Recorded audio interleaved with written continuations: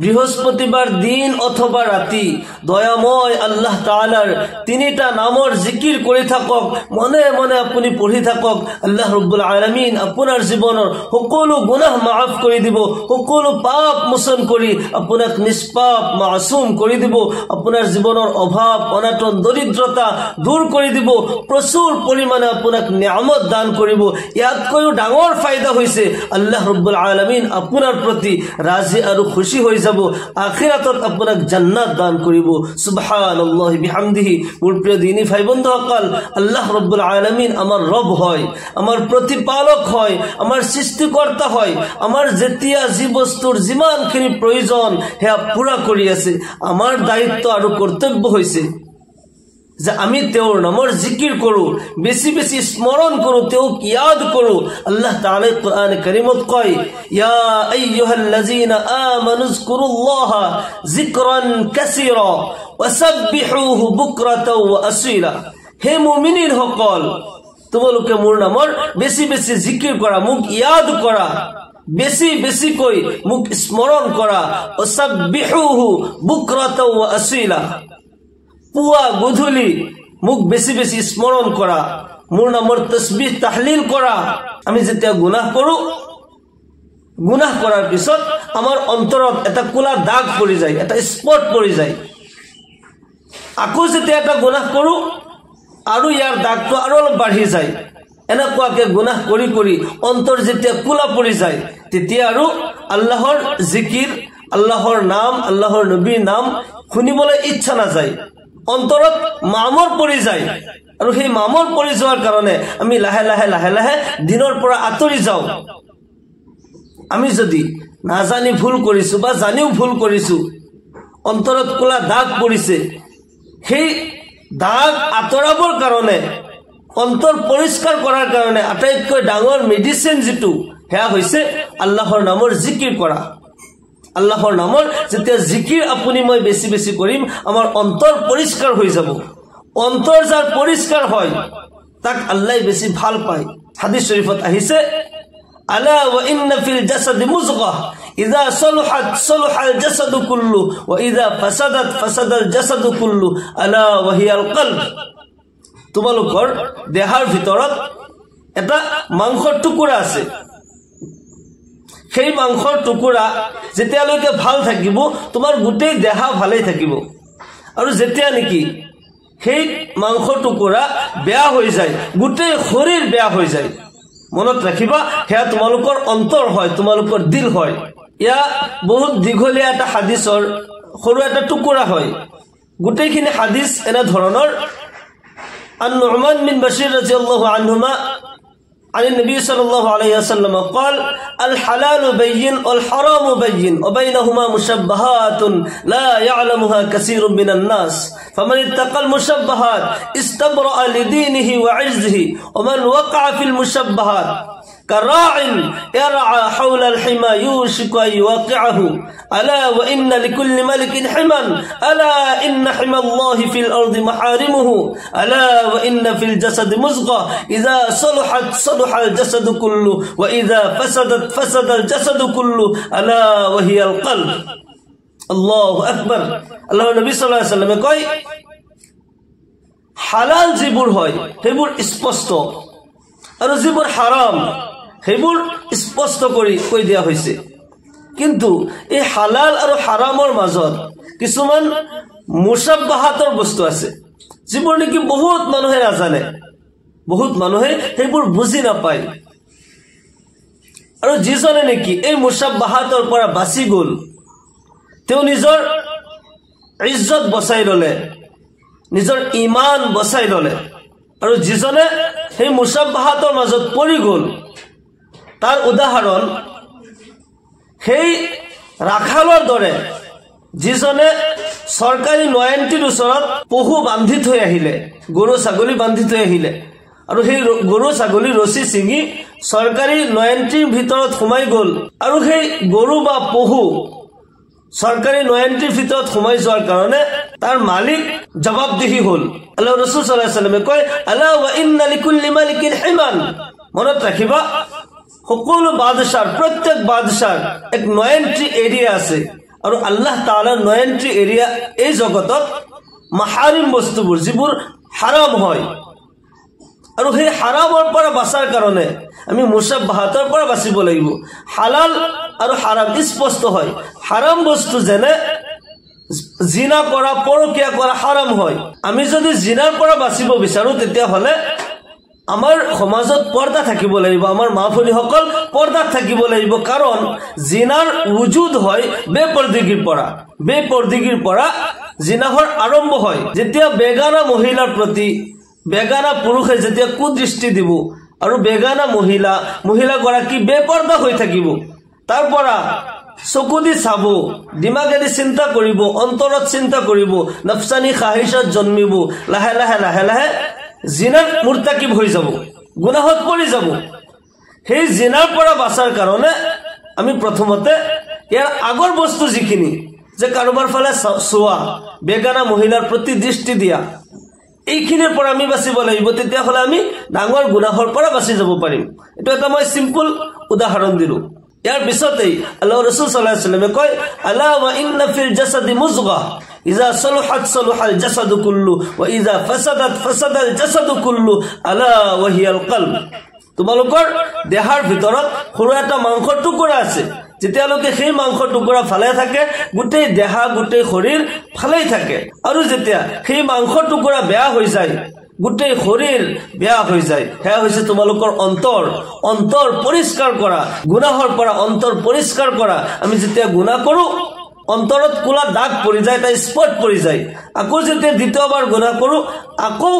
ইয়াৰ লগত আৰু অলপ কোলা দাগ পৰি যায় এনেকুৱাকে লাহে লাহে অন্তৰ বেয়া হৈ যায় অন্তৰ বেয়া হৈ গলে অন্তৰত যেতিয়া মামৰ লাগি যায় তেতিয়া আল্লাহ ৰাসূলৰ কথা কোৰআনৰ কথা হাদিসৰ কথা শুনাৰ ইচ্ছা নাযায় শুনিলে কিবা বেয়া লাগে এনেকুৱা হৈ যায় শুনিব ইচ্ছাই নকৰে কোনোবাই যদি কয় হে শুনিবলৈ ইচ্ছা নকৰে কাৰণ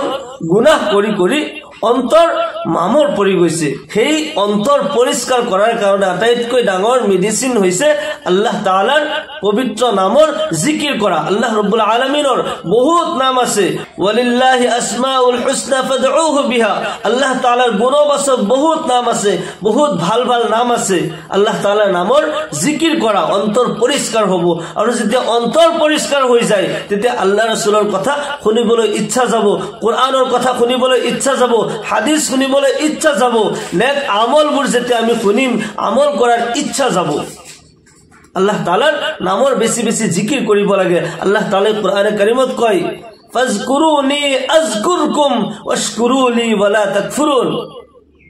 তোমালোকে মোক ইয়াদ কৰা মোক স্মৰণ কৰা মই তোমালোকক ইয়াদ কৰিম আমি আল্লাহক ইয়াদ কৰো আল্লাহক স্মৰণ কৰো নামাজ পঢ়ি ৰোজা ৰাখি কোৰআনে কাৰিমৰ তিলাওয়াত কৰি তেওঁৰ নামৰ জিকিৰ কৰি তাসবিহ তাহলিল কৰি এনেকুৱাকে আমি আল্লাহ তাআলাক ইয়াদ কৰো স্মৰণ কৰো আৰু আল্লাহ তাআলাই আমাক স্মৰণ কৰে কেনেকৈ আল্লাহ তাআলাই আমাৰ জীৱনৰ গুনাহবোৰ মাফ কৰি দিয়ে সুবহানাল্লাহ আমাৰ জীৱনৰ অভাৱ অনাটন পেৰেশানিবোৰ দূৰ কৰি দিয়ে আমাৰ জীৱনত শান্তি দিয়ে জীৱনত সাকসেস দান কৰে ইহকাল পৰকালত কামিয়াবি দান কৰে আৰু আখিৰাতত আমাক জান্নাত দান কৰিব আল্লাহ তাআলা এইবোৰ আমাৰ ফিকিৰ কৰে আমাৰ জিকিৰ কৰে আৰু আমি আল্লাহ তাআলাৰ নিয়ামতসমূহ শুকৰিয়া আদায় কৰিব লাগে তেতিয়া আল্লাহ তাআলাই নিয়ামত আৰু বঢ়াই দিয়ে আল্লাহ তাআলাই কয় মোৰ শুকৰিয়া আদায় কৰা মোৰ ইনকাৰ নকৰিবা মোৰ অবাধ্য নহবা আমি আল্লাহ তাআলাৰ বেছি জিকিৰ কৰিলে আমাৰে ফায়দা হয় আমি যদি গোটেই পৃথিৱীৰ মানুহ যদি আল্লাহৰ বিৰোধী যাও আমাৰ নুকসান হ'ব আল্লাহৰ একো নুকসান নহয় আল্লাহ হৈ থাকিব নুকসান আমাৰ হ'ব ধ্বংসত আমি পৰিম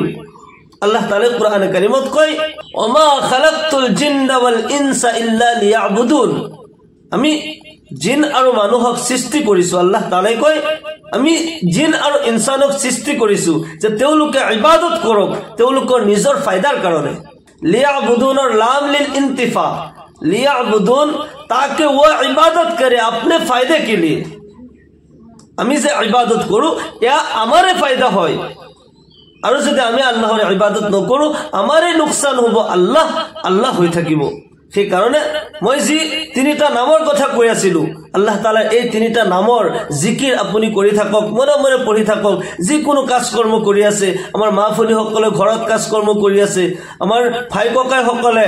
অফিসত গৈছে কিবা কাজ কৰ্ম কৰি আছে যিকোনো কাজ কৰ্ম কৰি আছে মনে মনে আল্লাহ তাআলাৰ এই তিনিটা নামৰ জিকিৰ যদি আপুনি কৰে আল্লাহ তাআলা আপোনাৰ জীৱনৰ সকলো গুনাহ খাতা মাফ কৰি দিব এক নম্বৰ কথাটো হৈছে আপোনাৰ অন্তৰ পৰিষ্কাৰ হ'ব ইয়াতকৈ ভাল আৰু মেডিসিন কি লাগে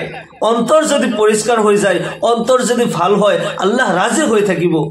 জীবনেৰ সকলো গুনাহ মাফ কৰি দিব জীবনৰ অভাৱ অনাটন দূৰ কৰি দিব দুনিয়া ও আখিৰাতত কামিয়াবি দান কৰিব মোৰ প্ৰিয় দিনী ভাই বন্ধুসকল এক নম্বৰত যি জিকিৰ আপুনি কৰিব হেয়া হৈছে ইয়া ৰহমানু ইয়া আল্লাহ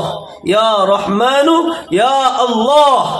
এই জিকিৰ যদি আপুনি কৰে আল্লাহ ৰাব্বুল আলামিন আপোনাৰ প্ৰতি কৰুণাৰ দৃষ্টি দিব আপোনাৰ জীৱনত আল্লাহ তাআলা ৰহমত বৰকত দান কৰিব আপোনাৰ জীৱনত শান্তি আহি যাব কুলিদুল্লাহ আবিদুৰ ৰহমান আইয়াম্মা তদউ ফালাহুল আসমাউল হুসনা এদিনাখন আল্লাহ ৰাসূল সাল্লাল্লাহু আলাইহি ওয়াসাল্লামে সিজদাত পৰি ইয়া ৰহমান ইয়া আল্লাহ পঢ়ি আছিল ঘৰৰ কাষেদি গৈ আছিল আবু জেহেল তেখেতৰ খুৰায়েক আবু জেহেলে চিন্তা কৰিলে নবীয়ে দেখোন আমাক দুই তিনি খুদা মানিবলৈ মানা কৰে নিষেধ কৰে তেওঁ দেখোন নিজেই দুজন প্ৰভুৰ নাম লৈ আছে ৰহমান বুলি আকৌ কোনোবা হয় আগতে আল্লাহ বুলি কৈ আছিল এতিয়া আকৌ ৰহমানকো মাতিছে মানুহৰ লগত গাই ফুৰিছে নবী সাল্লাল্লাহু আলাইহি ওয়াসাল্লামে যেতিয়া শুনিলে কথাখিনি কাগজ পৰিল নবী সাল্লাল্লাহু আলাইহি ওয়াসাল্লাম উত্তৰত কৈছে আল্লাহ ৰাব্বুল আলামিনে পেগাম পঠাই দিছে হে নবী আপুনি কৈ দিয়ক আল্লাহ বুলিয়ে মাতা বা ৰহমান বুলিয়ে মাতা তেওঁৰে নাম হয় তেওঁৰ গুণবাচক ভাল ভাল বহুত নাম আছে যিকোনো নামেৰে মাতিলে তেওঁ শুনিব সেই কাৰণে আপুনি এই জিকিৰ ইয়া ৰহমানু ইয়া আল্লাহ ইয়া ৰহমানু ইয়া আল্লাহ কমপক্ষে প্ৰতিদিন আপুনি 100 বাৰ পঢ়িব যিমান বেছি পাৰে সিমানেই ভাল হয় কাৰণ আমি হয়তো তসবিহ দি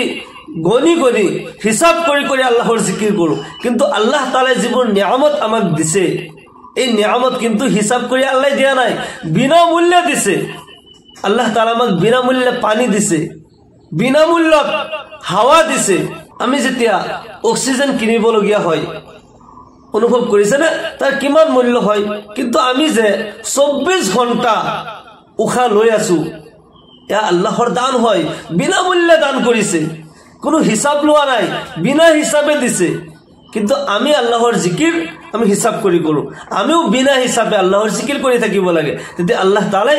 আমাৰ প্ৰতি ৰাজি আৰু খুশি হৈ যায় এক নম্বৰত তো আমাৰ অন্তৰ পৰিষ্কাৰ হৈ যায় গুনাহৰ পৰা পাক হৈ যাও আল্লাহৰ জিকিৰ আৰু বেছি বেছি কৰিবলৈ ইচ্ছা যায় সেই কাৰণে আপুনি বেছি বেছি ইয়া ৰহমানু ইয়া আল্লাহ ইয়া ৰহমানু ইয়া আল্লাহ এই জিকিৰ কৰি থাকিব দুই নম্বৰত যেটো জিকিৰ আপুনি কৰিব হেয়া হৈছে ইয়া গফফাৰু ইয়া আল্লাহ ইয়া গফফাৰু ইয়া আল্লাহ ইয়া গফফাৰু ইয়া আল্লাহ গফফাৰ আল্লাহ ৰাব্বুল আলামিনৰ বহুত ডাঙৰ এটি সিফাতি নাম হয় গুণবাচক নাম হয় ইয়াৰ অৰ্থ হৈছে হে ক্ষমাশীল আল্লাহ তাআলা ক্ষমাশীল বুলি মাতা হয় এই জিকিৰ যদি আপুনি বেছি বেছি কৈ কৰে আল্লাহ ৰাব্বুল আলামিনে আপোনাৰ জীৱনৰ গুনাহ খাতা মাফ কৰি দিব আপোনাক নিষ্পাপ মাসুম কৰি দিব বেছি বেছি কৈ এই জিকিৰ কৰি থাকিলে আপুনি নিষ্পাপ মাসুম হৈ যাব সৰু বাচ্চাৰ দৰে মাকৰ পেটৰ পৰা যেতিয়া বাচ্চা ভূমিষ্ঠ হয় মাসুম থাকে তেনেকুৱা নিষ্পাপ মাসুমৰ দৰে আপুনি হৈ যাব সুবহানাল্লাহি বিহামদিহি আপুনি কমপক্ষে 100 বাৰ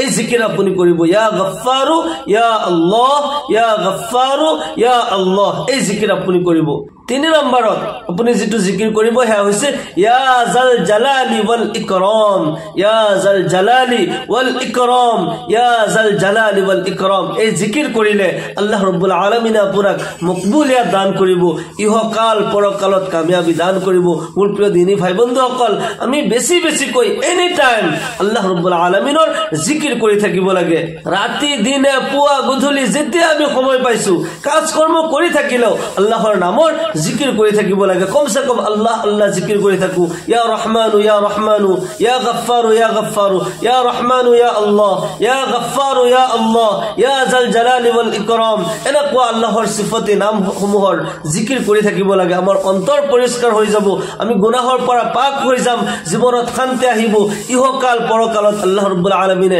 কামিয়াবি দান কৰিব আল্লাহ ৰাব্বুল আলামিন আমাক সকলোকে আল্লাহৰ সিফতে নামৰ বেছি বেছি জিকিৰ কৰাৰ তৌফিক দান কৰক আল্লাহক বেছি বেছি স্মৰণ কৰাৰ তৌফিক দান কৰক আমাক সকলোকে কোৱা আৰু শুনাতকৈ বেছি বেছি আমালৰ তৌফিক দান কৰক সকলোৱে কক আল্লাহুম্মা আমিন ওয়া আখিৰু দাওয়ানা আনিল হামদুলিল্লাহি ৰাব্বিল আলামিন আসসালামু আলাইকুম ওয়া ৰাহমাতুল্লাহি ওয়া বাৰাকাতুহু